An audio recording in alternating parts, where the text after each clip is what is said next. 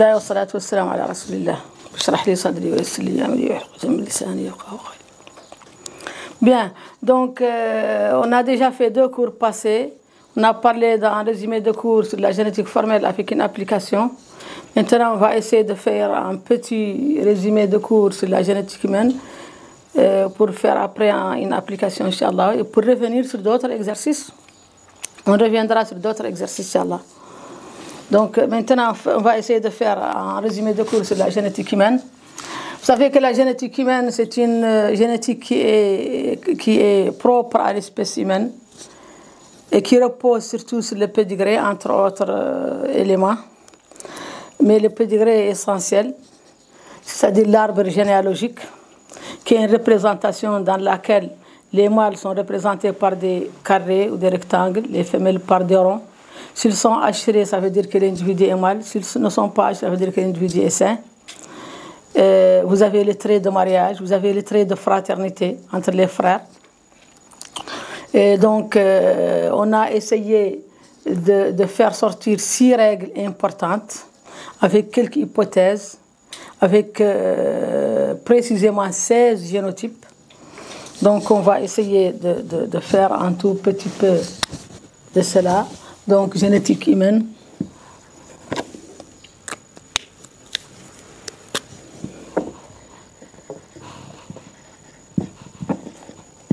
Génétique humaine.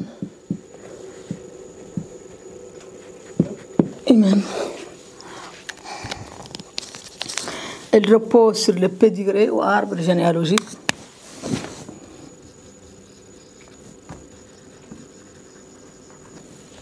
Sur le pédigré ou l'arbre généalogique.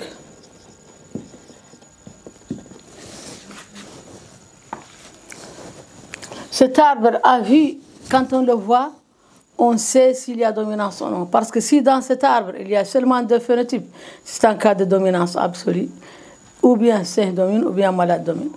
S'il y a 3 phénotypes, ça veut dire que c'est un cas de codominance. Il y a un 3e phénotype de codominance où il y a les 2 allèles qui sont représentés. Donc, prenons un exemple, arbre généalogique.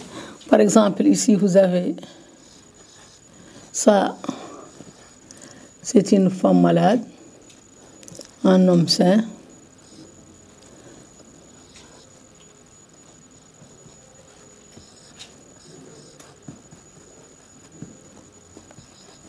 Voilà. Ici, vous avez 2 phénotypes seulement. Vous avez ou bien un homme sain, ou bien une femme saine, ou bien une femme malade, ou bien un homme malade. Maintenant, si on a ici, on peut avoir quelque chose comme ça.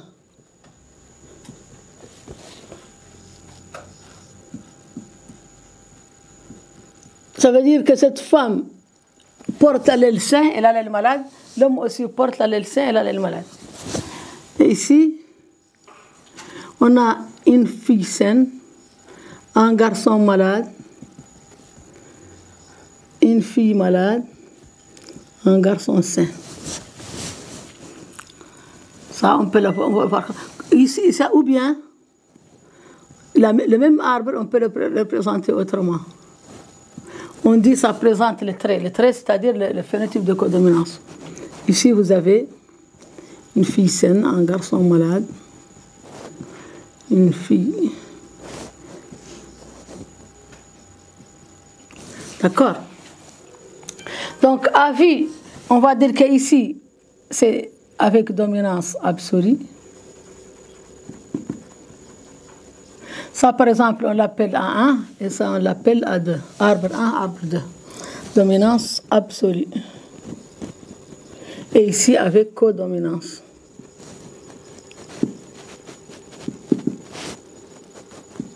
Voilà.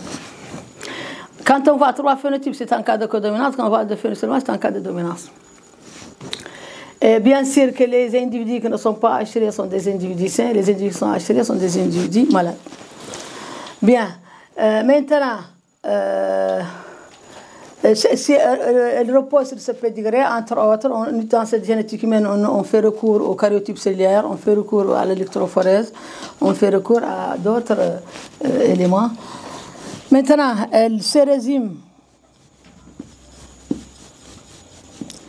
résume en 6 règles, 16 génotypes et quelques hypothèses. Si on commence par les règles,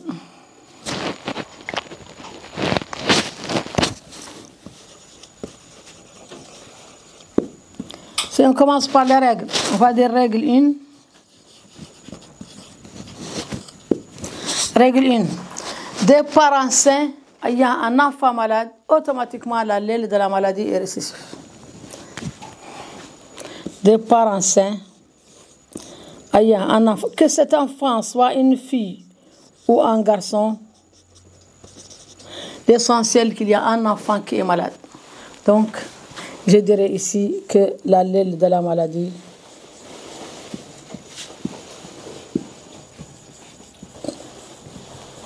est récessif.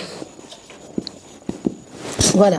Ou bien on note l'individu normal par grand N ou par grand S, sain. Ici c'est normal, ici c'est sain, c'est-à-dire qu'il n'est pas atteint. Et petit n, petit m, malade. Malade ou atteint. On dit aussi pour la maladie la tare. Parfois, ça apparaît dans des exercices.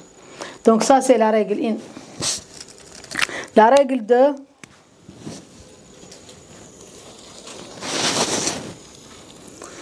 La règle 2.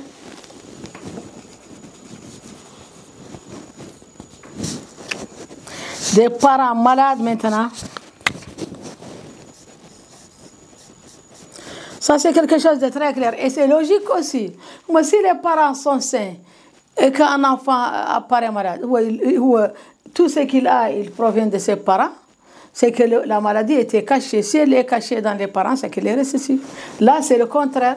Les parents sont malades et il y a un enfant sain qui apparaît. Ou que ce soit une fille ou un garçon, l'allèle de la maladie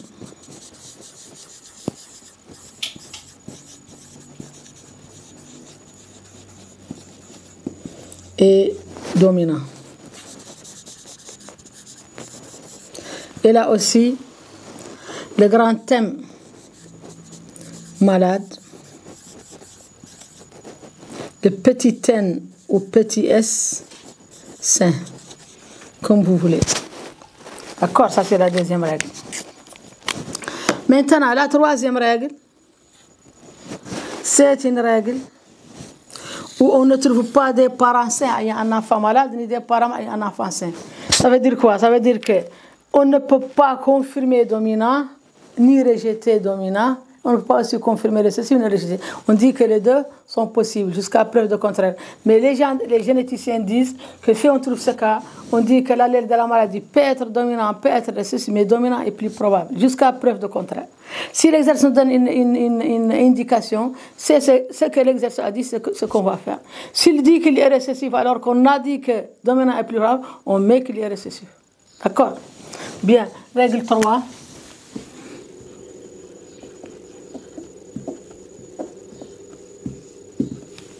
Par exemple, on a ici un père malade. Si vous trouvez les deux parents qui ne portent pas le même phénotype, ça ne vous justifie rien du tout. Rien du tout s'ils n'ont pas le même phénotype. C'est par exemple une fille saine, ou bien vous avez une mère malade, un père sain, et là, par exemple, un garçon malade. Là, vous dites que l'allèle de la maladie peut être dominant ou peut être récessif, parce que des parents ayant un enfant malade confirme que l'allèle est récessif, mais rejette aussi que l'allèle est dominant. Des parents malades ayant un enfant sain confirment que l'allèle de la maladie est dominant et rejettent que l'allèle soit récessif. Là, ni l'un ni l'autre existe, donc les deux sont possibles. L'allèle de la maladie, l'allèle de la maladie peut être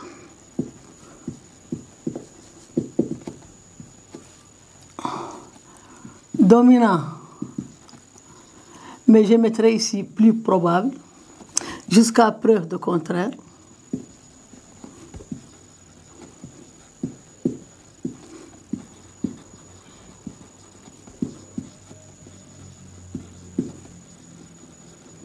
Et je dirais ici récessif, moins probable, jusqu'à aussi preuve de contraire.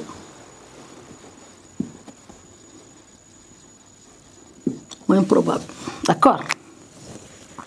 Bien. La règle 4, qu'est-ce qu'elle dit?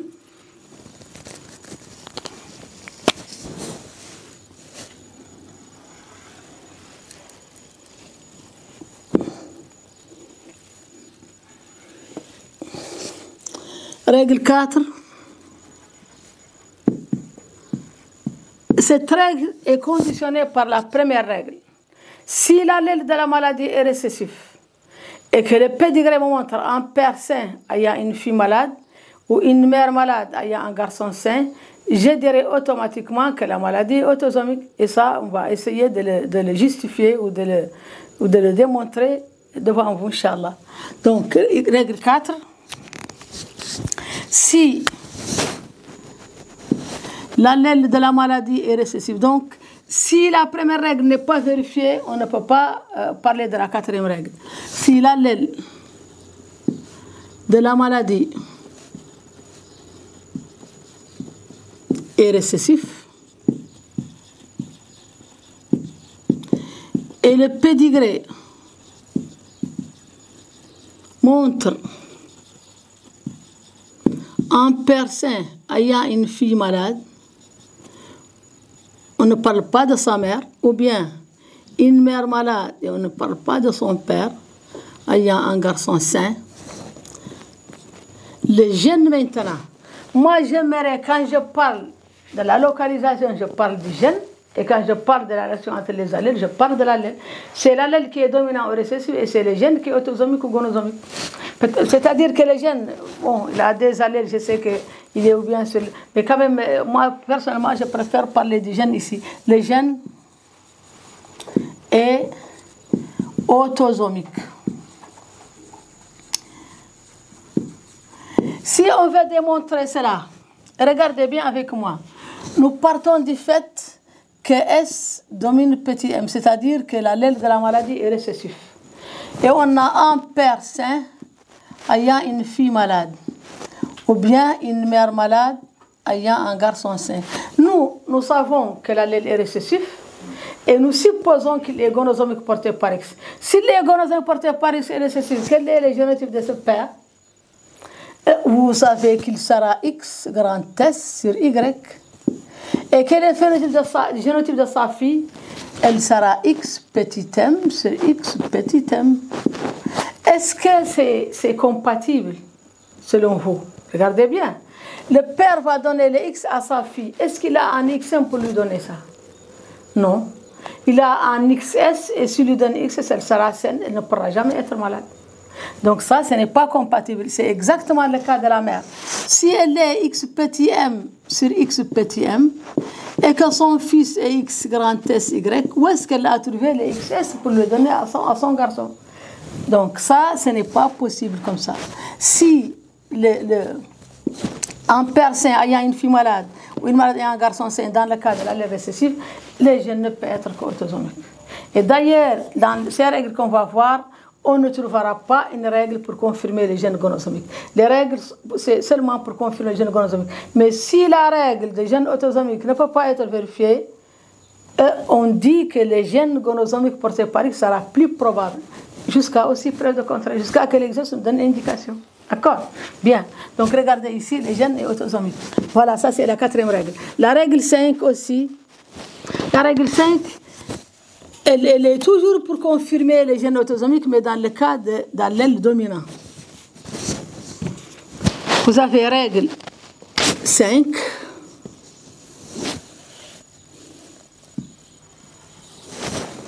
Règle 5. Si maintenant, si l'allèle de la maladie est dominant maintenant, et là, faites attention parce qu'il y a beaucoup d'élèves qui confondent toujours. Ils donnent la règle à père sain, il y a une fille malade, dans le cas des gènes dominants, et ils donnent l'autre règle pour l'allèle récessif. Faites attention, n'utilisez cette règle que si vous êtes sûr que l'allèle est récessif. S'il n'est pas récessif, elle ne marchera pas, elle n'est pas justificative. D'accord? Bien. Donc, si l'allèle de la maladie est dominant, et le pédigré, qu'est-ce qu'il va nous montrer? Il va nous montrer quelque chose qui est différent de là, c'est exactement le contraire. Un père malade. Moi, je dis toujours aux élèves qu'il est très simple de se rappeler de ces règles. Parce que si vous vous mettez dans la tête que vous avez commencé toujours un père qui porte le phénotype dominant, vous n'allez pas confondre les règles. Parce que dans ce cas, le père qui porte le phénotype, c'est un père qui est sain. Et la fille est toujours de phénotype contraire, différent. C'est une fille qui est malade. La mère aussi, elle est toujours de phénotype récessif. Elle a un garçon qui est de phénotype différent. Donc c'est simple de retenir cela. Là, je commence par un père qui porte le phénotype, donc un père malade. La fille est de phénotype différent, donc elle sera saine. J'inverse seulement, je mets que la fille est une mère, le père est un garçon. Donc ici, ou bien une mère saine ayant un garçon malade. Là, le gène, dans ce cas, est autosomique. Ne confondez pas. Toutes les règles parlent du gène autosomique. Il n'y a pas de règle pour confirmer les gènes gonosomiques. Le gène gonosomique est confirmé dans le cas où l'exercice donne une indication. D'accord? Bien. Donc, le gène est autosomique. On a une 5e règle qui concerne la codominance. Dans le cas de codominance, si vous trouvez un homme qui porte le phénotype de codominance, vous êtes sûr que le gène est autosomique. Parce que vous savez que le mâle ne peut jamais, dans le cas de gène gonosomique porté par X ou porté par Y, le père ne peut jamais porter un phénotype, ne peut jamais porter des allèles. Il ne peut jamais porter des allèles. Et dans le cas de codominance, l'individu doit obligatoirement porter des allèles. Donc, dans le cas de codominance, si vous trouvez un homme, comme ici par exemple, cet homme porte le phénotype de codominance, c'est exactement le même homme qui est là. Donc, dans ce cas, nous sommes sûrs que le gène est autosomique. Parce que c'est un homme qui porte des allèles. Bien, je dirais ici que dans le cas de codominance,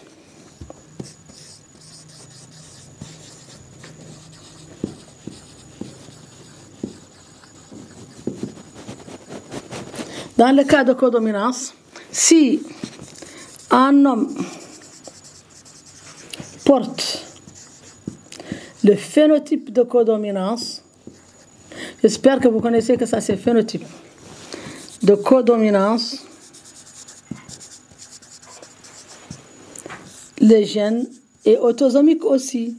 On a toujours les règles confirment toujours autosomique. Il n'y a pas de règle qui confirme gonosomique, mais il y a des indications qui peuvent confirmer gonosomique porté par X ou porté par Y.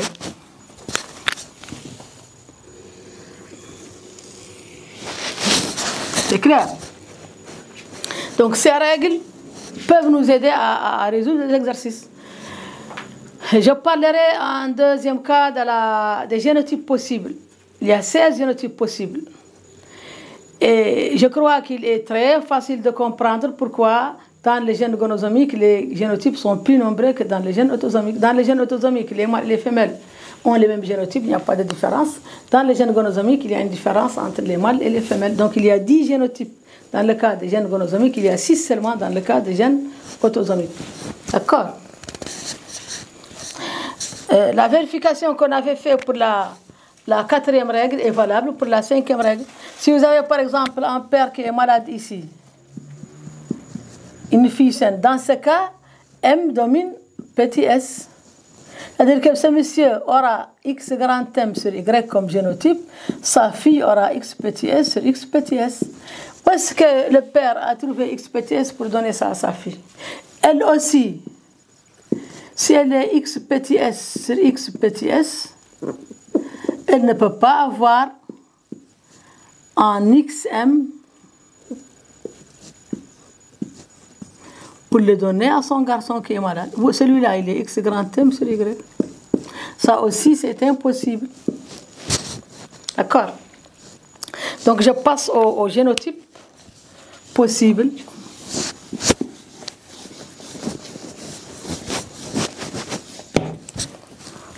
Deuxièmement,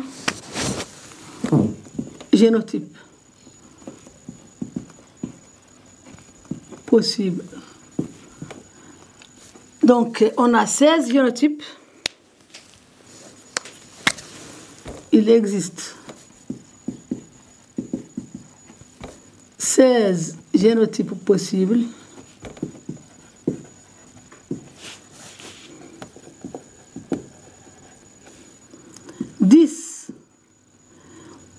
Ou bien je commence par autosomique. 6 pour les gènes autosomiques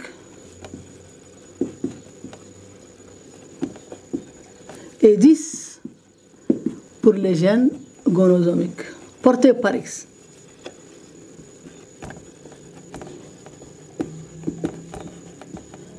Portés par X. Si je prends les gènes autosomiques,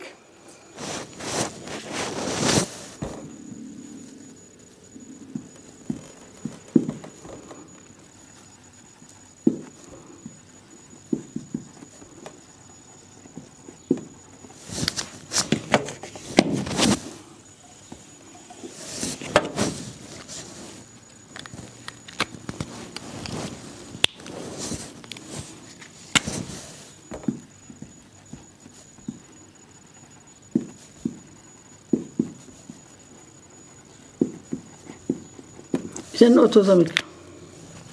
3 génotypes possibles. Le cas d'allèle récessif.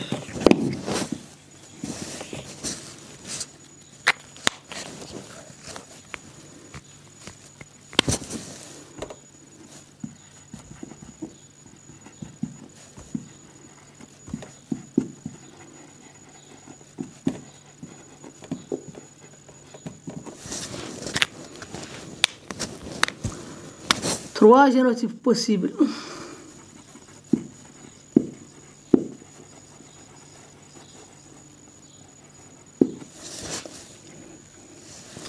Deux sur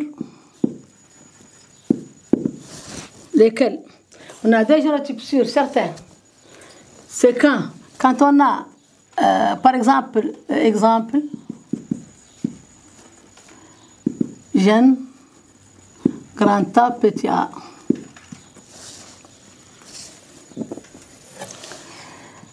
Petit a sur petit a, allèle récessif.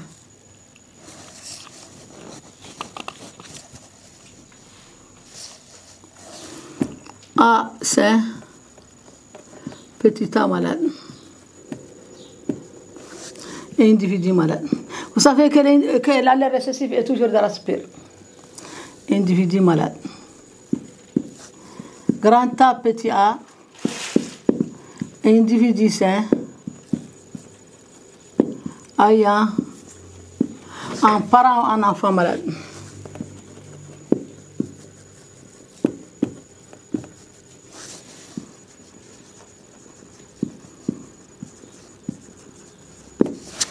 Voilà. Un probable.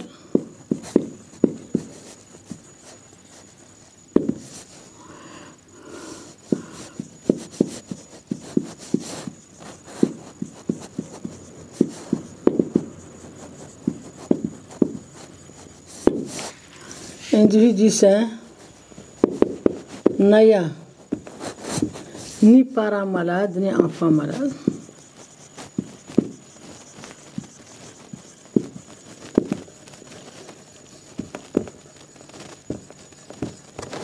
Voilà.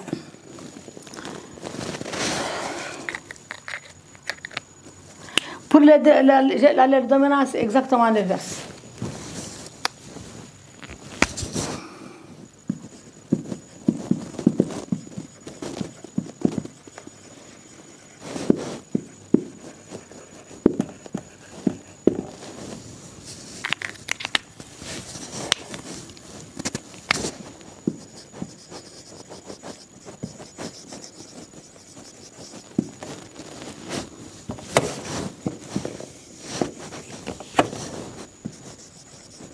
Trois génotypes possibles, 2 sur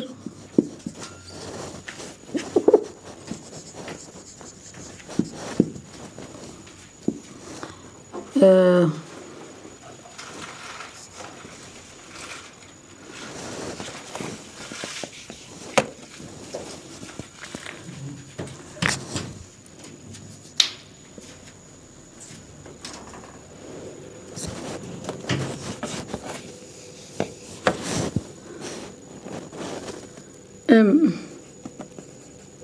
malade,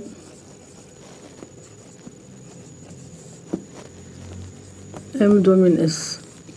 Vous avez ici petit s sur petit s, individu sain.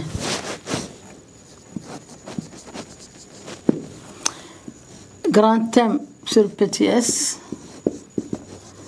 individu malade.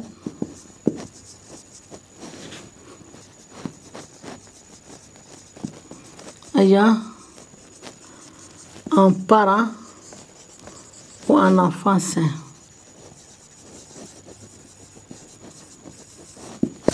D'accord. 1 sur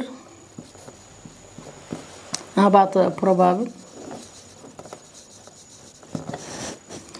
Grand M sur grand M ou grand M sur petit s.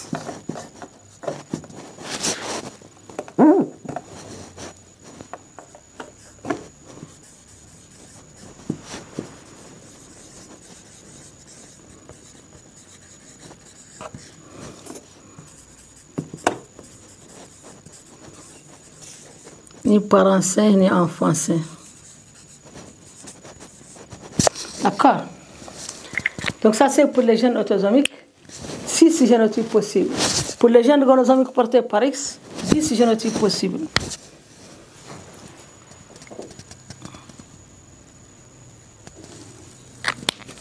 Deux.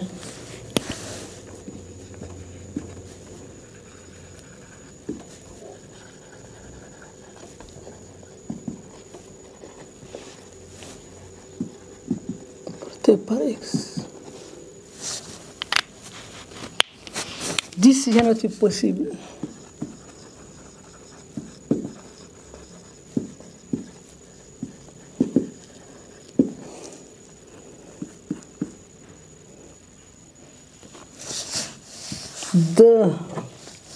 Les D1.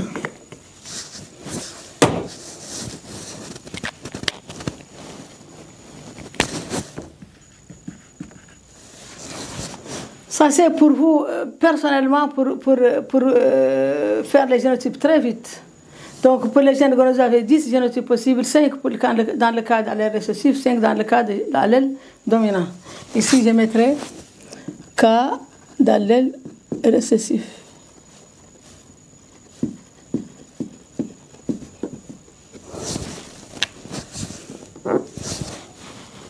Cinq génotypes possibles.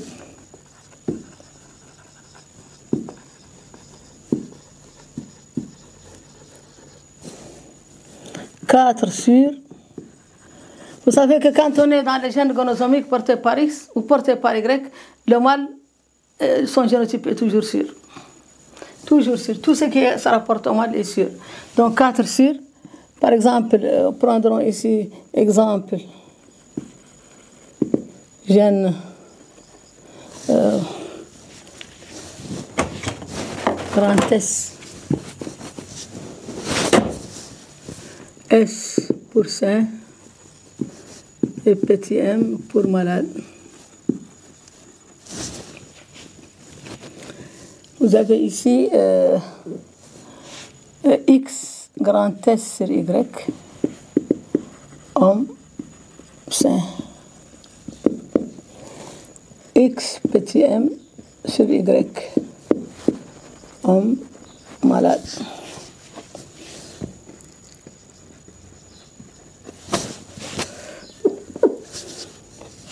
X petit m sur X petit m, femme malade.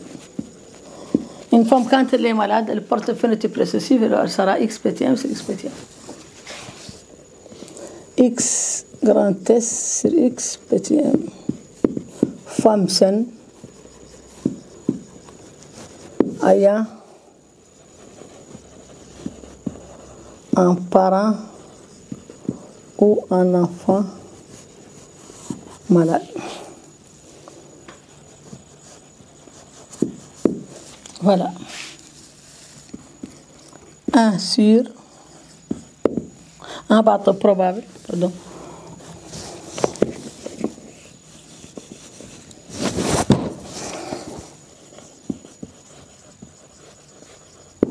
Un probable.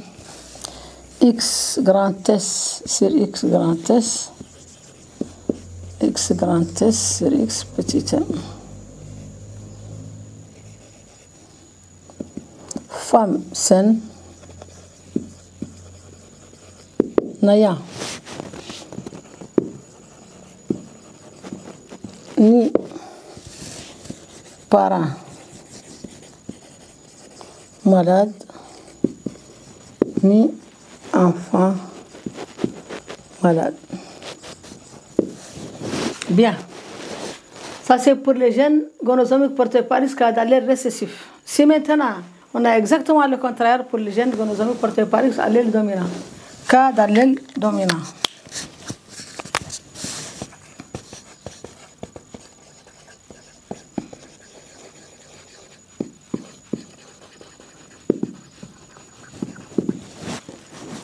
Cinq génotypes possibles.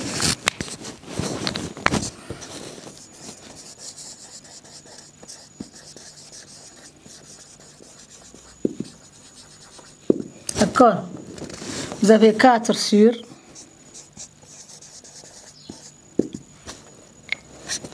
On a ici grand M malade, petit S sain.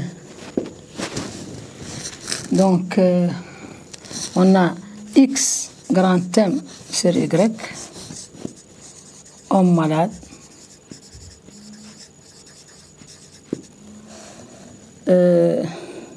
X petit s, moi j'ai dit que tout ce qui se rapporte à l'homme est sûr. Homme sain.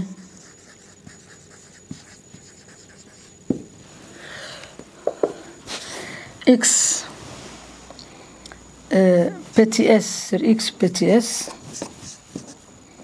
femme.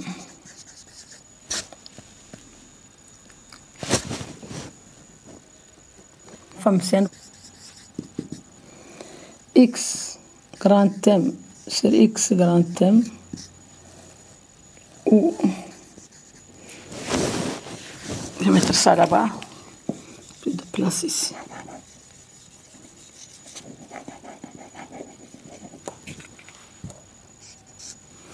Donc 4 sur pour l'allèle dominant.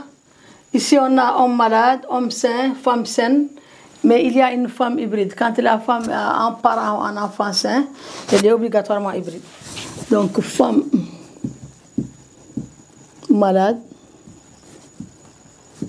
ayant un parent ou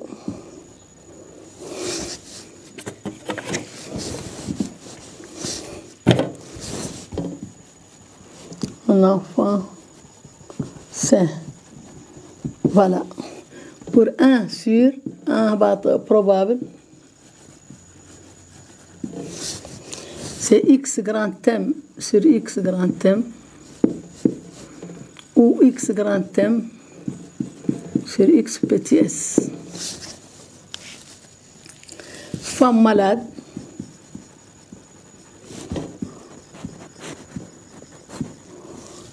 n'ayant ni parents sains, ni enfants sains.